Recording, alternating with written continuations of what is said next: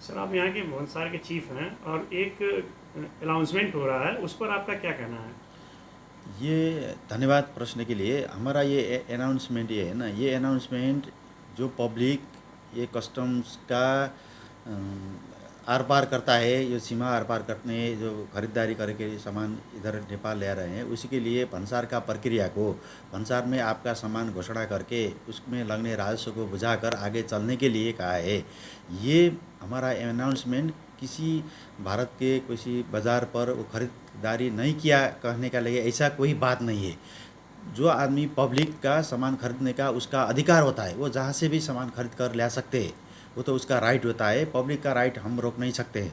और हमारा मैसेज ऐसा भी नहीं है। हमारा मैसेज ऐसा है कि जो आदमी जो सर्वसाधारण है उनको भंसार की प्रक्रिया को पता नहीं होता है, उसका पता देने का हमारा जिम्मेदारी होता है।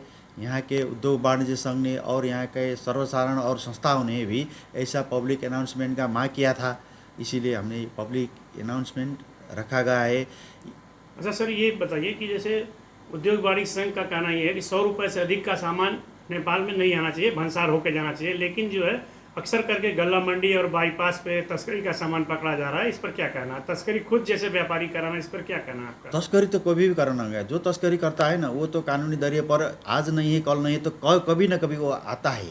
उसका जो जो व्यवसाय होता है ना उसका उसका हम जायज़ा लेके उसका सूचना लेकर भी उसके धरपकड़ करेंगे हम, उसमें कोई बात नहीं है। लेकिन इसमें समय लगता है, इसका सूचना लेने के लिए हमें बाज़ार में भी हमें सूचक और को छोड़ दिया है, इसकी कार्रवाई में हम ले आएंगे। लेकिन ये छोटा छोटा स्केल का जो जो तस्करी हो रहा है ना, इसके पकड़ने में थोड़ा मुसीबत हो रहा है, ये आपको भी मालूम है। नहीं सर, जैसे तस्करों का ये कहना है कि नेपाल और इंडिया के दोनों तरफ के सभी विभाग के सभी मतलब प्रशासन के लोग जो है तस्करी कराना है, तस्कर उनको पैसा देते हैं, ऐसा इस पर क्या कार्रवाई करेंगे? ये ऐसा तो हो नहीं सकता है। जो तस्करी कराते हैं ना वो तो एक दिन वो कानूनी कार्रवाई पर आएगा नहीं, लेकिन कुछ देर और कुछ टाइम तो लगेगा ना।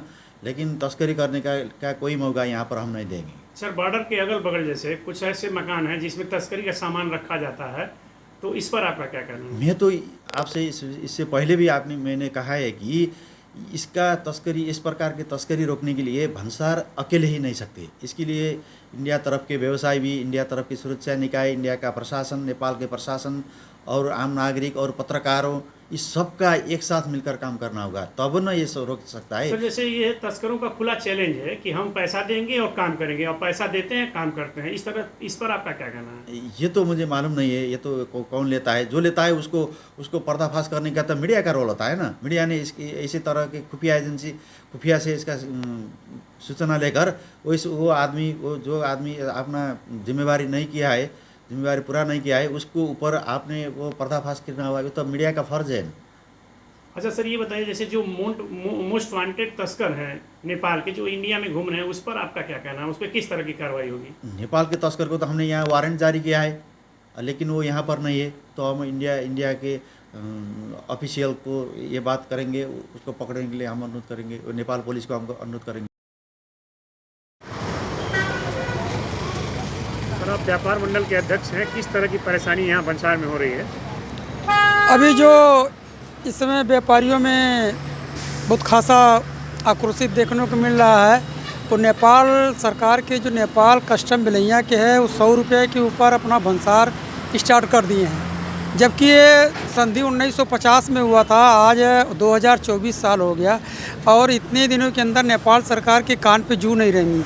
और नेपाल कस्टम को इस पर विचार करना चाहिए कि कम से कम आज के ज़माने में अगर भारत नेपाल का संबंध अच्छा है और रोटी बेटी का संबंध है, तो इसमें नेपाल गवर्नमेंट को, नेपाल भंसार कस्टम को सोचना चाहिए कि आम उपभोक्ता के लिए हम क्या राहत दे सकते हैं। हमने इसी विषय में अपने भारतीय प्रशासन के साथ मीटिंग किया, उन्होंने इस बात को महसूस किया। और कल मैं भारतीय कस्टम के साथ मीटिंग किया, जिसमें उन्होंने कहा कि हमारा भारत जो संधि है उसमें हम 25,000 रुपये तक बिना कर का, बिना टैक्स लिए हम नेपाल उपभोक्ताओं को छूट देते हैं। उसी तरह नेपाल सरकार को भी इस पर छूट देना चाहिए।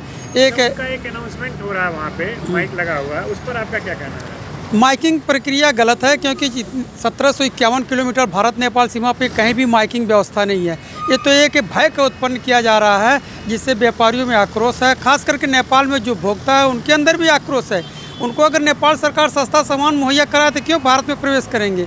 उनको भी खास महंगा सामान, एक तो उद्योग व्यापार नेपाल में है ही नहीं, बेरोजगारी बढ़ी है, तो उपभोक्ता जहाँ सस्ता मिलेगा अपना आएगा। भारतीय सीमा में अपना एक भारत नेपाल संबंध अच्छा होने के नाते उपभोक्ता भी सोचता है कि हम सस्ता सामान खरीदें, लेकिन नेपाल सरकार को इस पर गौर करना होगा, नहीं तो नेपाल भारत का संबंध इससे सुधरेंगे नहीं, बिगड़ेंगे। इस पर सरकार को, नेपाल सरकार को सोचना पड़ेगा। हम नेपाल में भारतीय दूतावास को भी अवगत कराएंगे, क्योंकि हमारी वहाँ एम्बेसी बैठी हुई है, इस पर विचार करें। और किसके इशारे पे हो रहा है नेपाल में कि माहौल ख़राब किया जा रहा है, इस पर भारत सरकार को, खुफिया विभाग को भी सोचना पड़ेगा। इसमें नेपाल सरकार को इसमें निश्चित ही सोचे, नहीं तो आने वाले दिनों में नेपाल भारत का संबंध खराब होगा।